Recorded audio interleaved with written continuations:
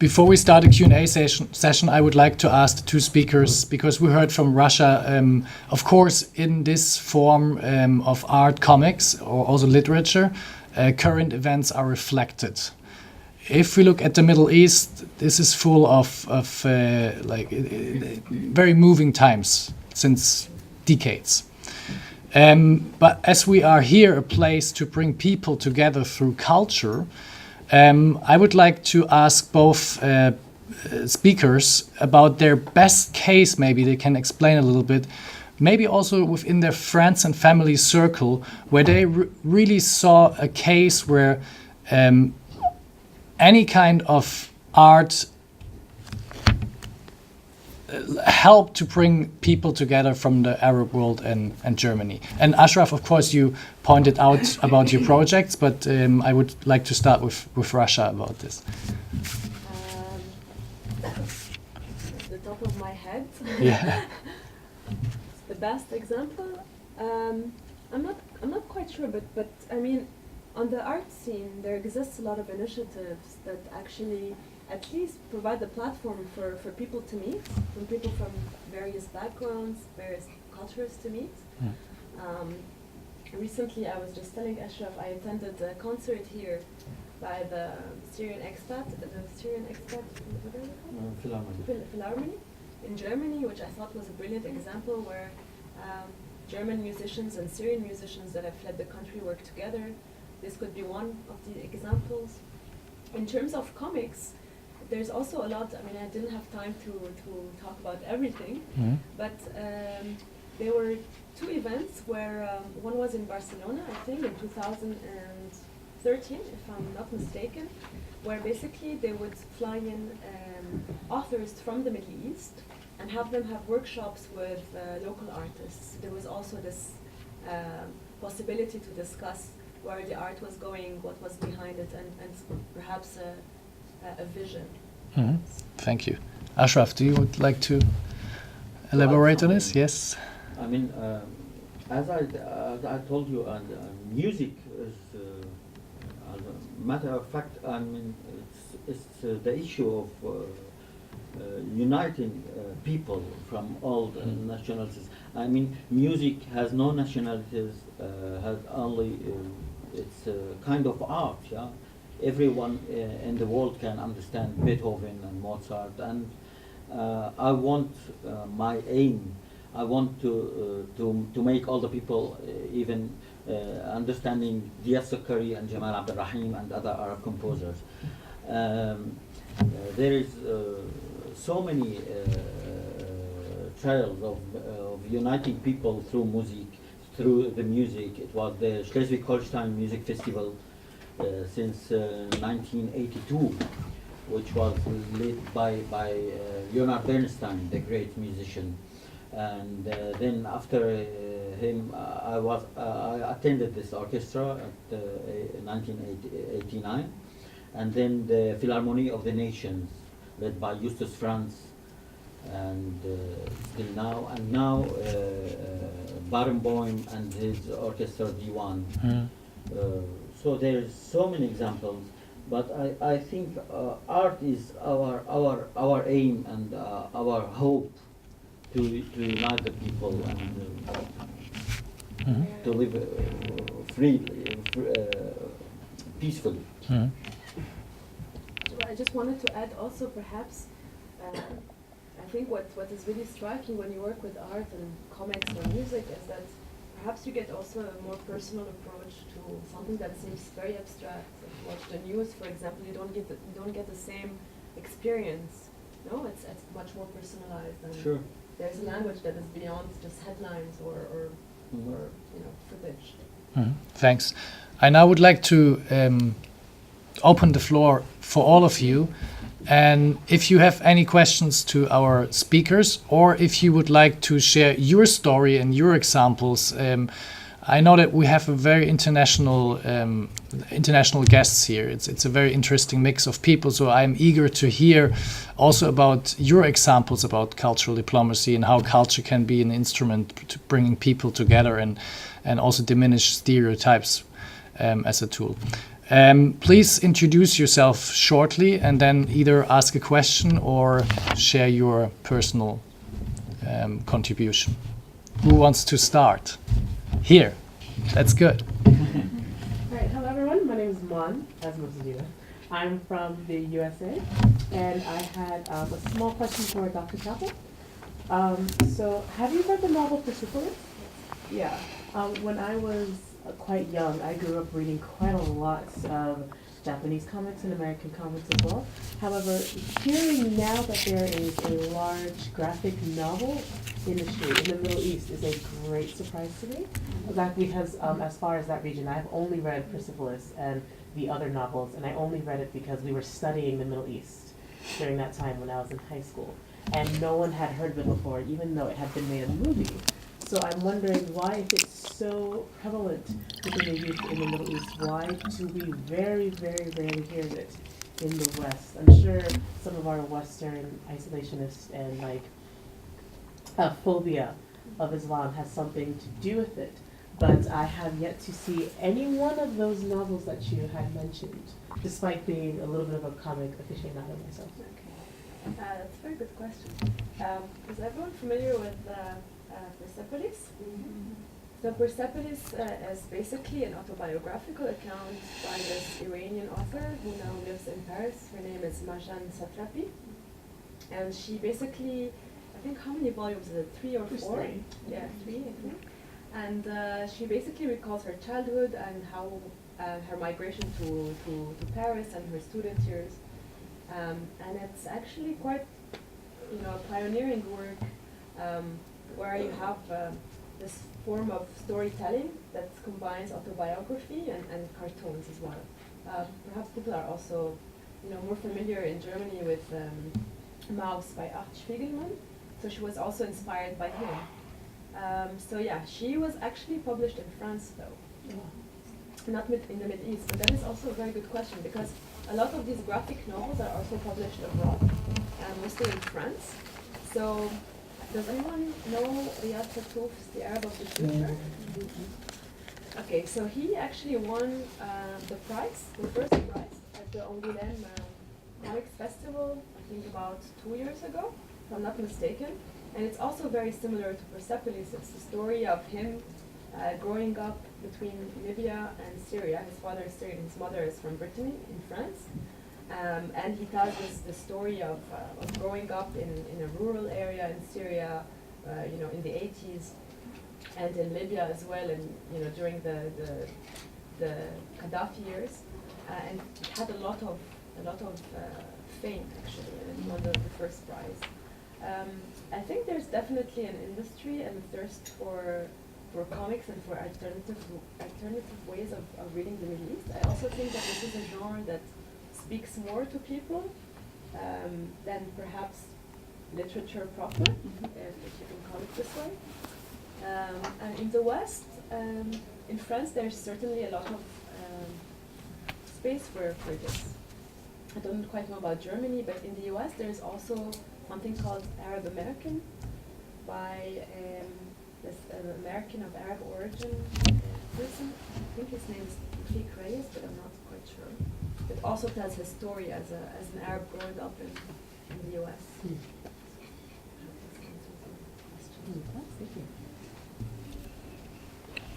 Any further questions? Yes, please. Hi, my name is Alexa. I'm from Germany. I would like to ask you, because you mentioned that a lot of the comics are written in local dialects, but then translated also into all the more official languages of the nation they're published in, and what kind of challenges this translation could bring with it in terms of losing context or reinterpreting certain things, and if this experience these comic houses already have with these challenges that they potentially face could give them an opportunity to actually widen their publishing into other languages and other audiences. That's a very good question, thank you. So that was actually mostly the initiative of the Lebanese collective, Samandal, and I think it's very good reflection of what happens on the ground. If you go to Lebanon, you hear English, French, and Arabic kind of co-work together. So some of the authors choose to write their stories in Arabic, others in English, and others in English, and they all work together to translate them into the two other languages. In terms of what is lost, again, these are very short stories, and they're not, let's say, deeply philosophical statements. So I think the message gets translated very, very easily. But the other thing is that because there is this translation initiative at the heart of this project, they are also read elsewhere. Samadal is something everyone can read. If you know English or French, you can read it, and it's accessible easily. And then you also, of course, have the case of North African comics. I didn't touch on it today, but a lot of it is also written in French and has good readership in France and in other Francophone countries. Thank you. Who has another question? Actually, Let's have a discussion here. actually. Yes, that's good. Please. Mr. Kettner, you mentioned during your speech about using music as a method of cultural diplomacy to spread more knowledge about the Arab world. I was wondering, do you have much of a presence online? Online? Yes, do you have like a SoundCloud or a Spotify account or a mixtape? Yes, sure. I mean, yes, you can find it under Ashraf Katib. Do you have like a card or something Yes. that we could look and share between ourselves? Yes, sure.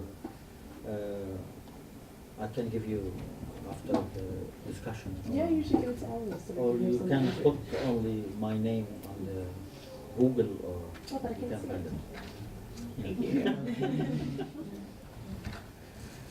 Thank you. Sure. I see another question, please. Yeah, Dr. Shata, I just have a question with regards to, I mean, the comics in the West, let's say, can often be satirical. How does satire function in the Arab world? I mean, is it given sort of political positioning and everything? Is it even allowed? And the people who engage in satire, what happens to them? Yeah, sorry, oops. I'll just go back to this maybe. It's this one. I want to go back.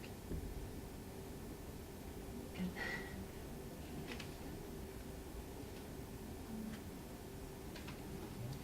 Again. Yeah, that's fine. Thank you so much. Okay, so I'm gonna have to maneuver this around. So satire has actually a very long tradition in the Arab world, and it's still very important today. This is one of the most important satirical journals called Abu Nadara Zarqa. This was in the 1880s by Yaqub Sannoh, who was an Egyptian Jew, who then criticized the caliph too much and had to flee to France. But he's basically quite a famous example. I don't know if you can see. Satire is actually still very much present. I mean, you can also see it in cartoons, for example, in the newspaper. So cartoon strips and political campaigns, satire is very common. I mean, I wonder why you asked the question. Is it because you would think that it will not be present in the No, not that it wouldn't be present, just sort of the repercussions for engaging in it, with controlling government. Yes, of course. I mean, depending on each country, I suppose. But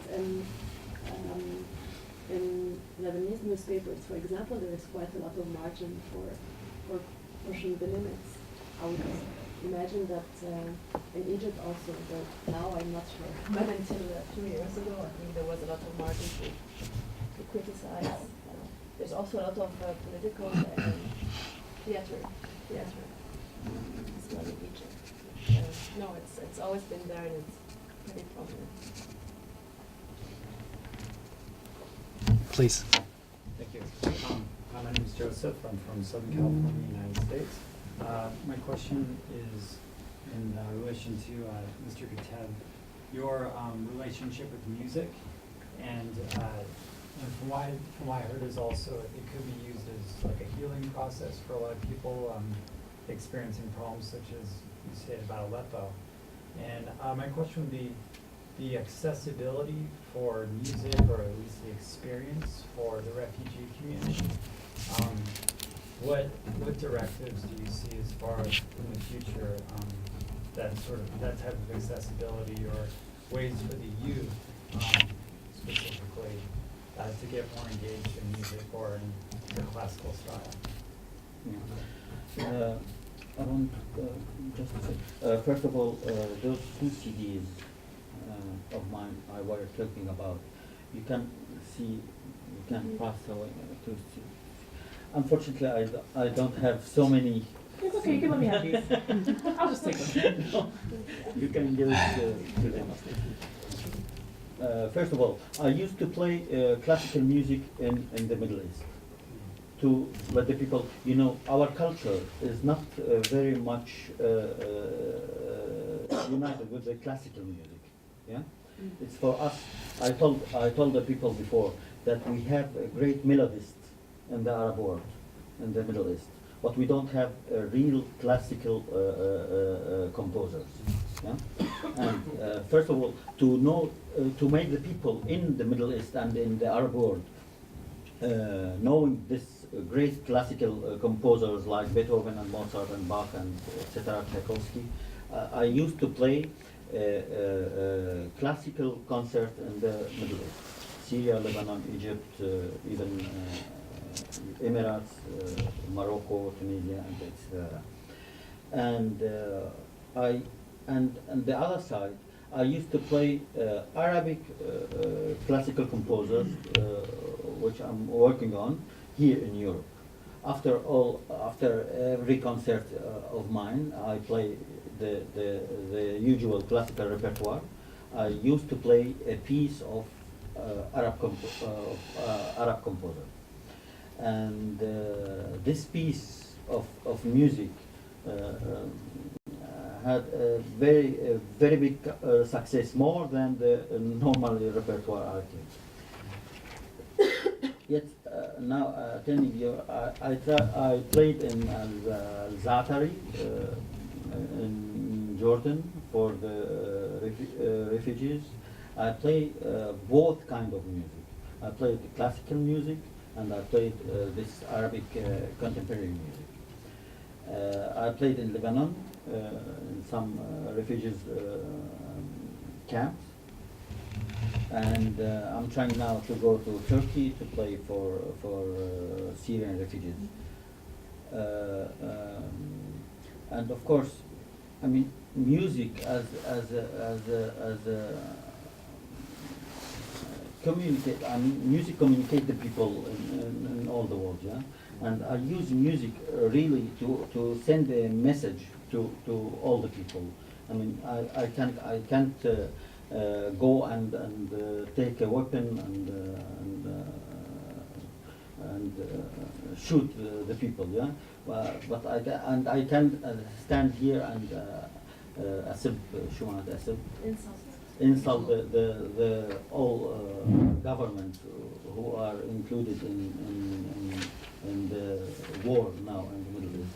So I have my violin as a weapon. I can say everything I want with my violin, with my music. Did I answer your question? Or not? Yes, thank you. Well, I guess then a follow-up would be maybe teaching music programs. Yeah. For the youth. Yeah. Yeah, more than performing, but actually involving. There is so many now organizations in Lebanon and in Jordan and in Turkey, and they are teaching music for the. I want to tell you something. Music classes in our school was actually free classes. Yeah? We don't have we don't have real music classes in my country, for example, in Syria. And now they are giving more attention for teaching music because they knew actually at last that music is a very important element, yeah. And there is so many organizations who teach music now in Lebanon and in Jordan and in Turkey. And you said something about collaboration. Yeah. Have you done with the collaboration to engage with the young people? I'm open totally for it. Yeah. If you have any suggestion, so yeah, I'm open for it. Thank you. Yeah. Is there another question? Yes, please. My name is Sophia. I'm from Brazil. First of all, I have a question for Mr. Katab. First of all, thank you so much for the presentation and listening as well. It was highly appreciated. And I wanted to ask you, as a person who had contact with both kind of schools of music in Arabic world and in Western, when you do your own compositions, do you kind of try to mix both one music, as you said, that you in Arabic world, one melodies, and in Western the teacher? Yeah. Yeah. So in your own compositions, you try to mingle these two schools of music?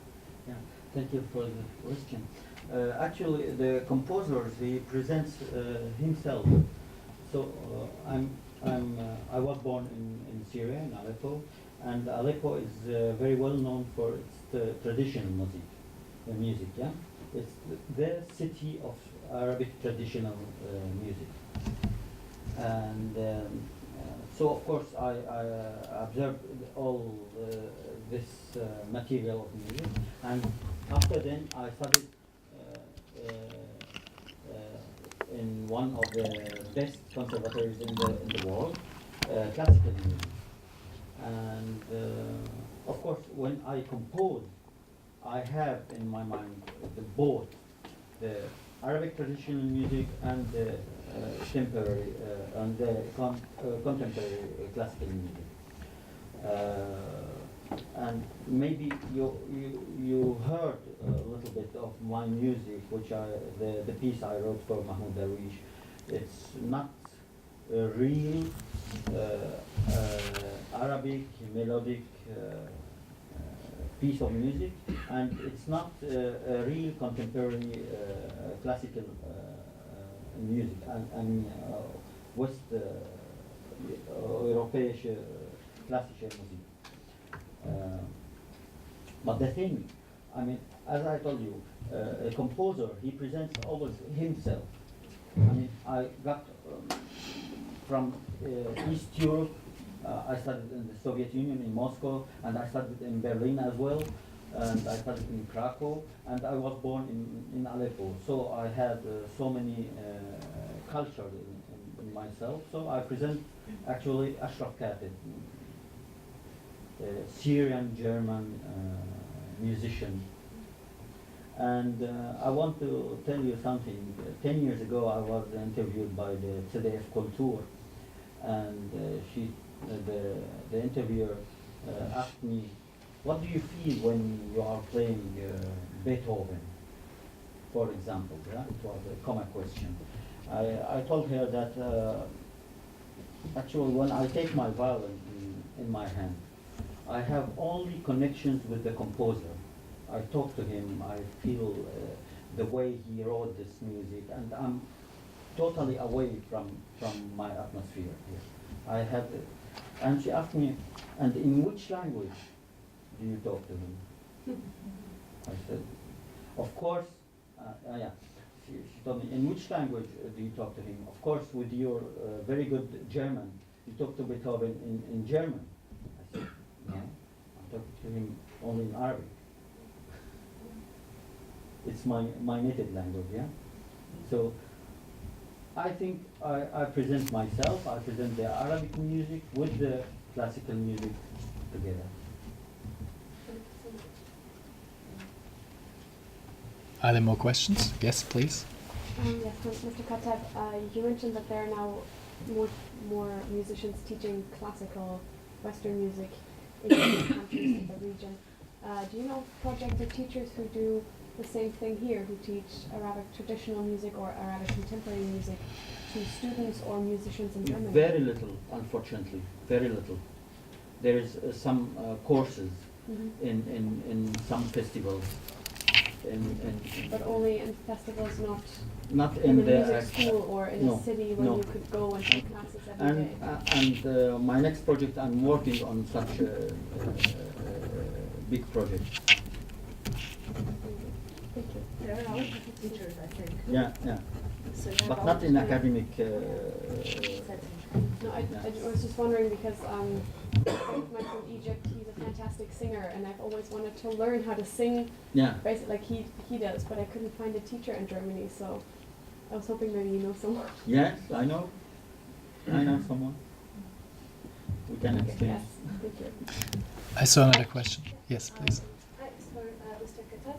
My name is Shireen from Canada, and as also a performer and composer. My question is for you: do you have interest or would like to do collaboration of the style of music that you perform in a genre that might not already be similar? So, example, if a festival was open to having you perform, and it's in the context of, let's say, like more urban, urban music scene, or just something that I think would create more of an audience opening for you. Is that something that it interests you, or do you, as an artist, prefer to stay within home or within the regions of classical and music from Arab world to just target that audience? Yeah. No. I'm not involved in one kind of music. I'm open for all kind of music, and I'm very interested of pop music as well. And in classical and in Arabic music. The thing I'm ready to play in all over the world, where if even for two people, I'm ready really to play for all the people in the whole world. I would like to tell you that I played a concert in Raqqa. You have heard about Raqqa, the capital of ISIS. No, in Syria. It was the capital of ISIS now, 4 or 5 years ago. 5 years ago, and classical music, as I told your friend now, is not very popular in Syria. So if you go to Raqqa, and Raqqa is not kind of city, it's a big village. And I go there, and I was asked to play a concert there, classical concert for the people in Raqqa. And they don't have a piano in the whole city. So we were obliged to transfer a piano from Aleppo to Raqqa. And I played popular classical pieces, yeah? Very famous, Beethoven, Mozart, and I played some Taksim. It's Arabic kind of playing violin. And I have a discussion after the concert. I asked the people, you can discuss everything, you can ask the questions. And there were very, very, very intelligent questions after the concert. And of course, some of them are very, very simple, and how many notes has piano, how many tests, how many string has a violin. And some of them asked me how Beethoven wrote this piece, in which form. Yeah, I mean, but usually I'm always open to play even for one person all over the world. And do you coordinate your own concerts or also have sometimes like sponsorship? So like a government or business will hire you to represent like certain German musicians or Netherlands? Yeah, both. Both. Yeah. Thank you. We would have time for 2 or 3 more questions before we wrap up today's session. So is there anyone who wants to go forward? No further questions? Okay, so then I would like to thank all of you for coming by today and for the fruitful discussion. I would like to thank especially our speakers and musicians.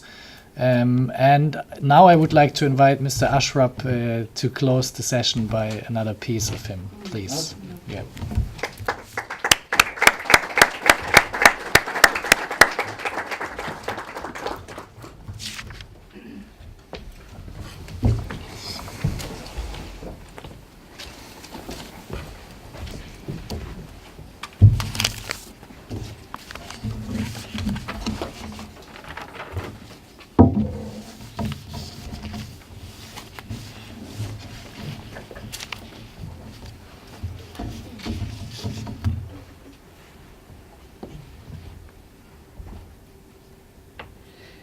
Metamorphosis on a folk tune by the Egyptian composer Awatif Abdel Karim.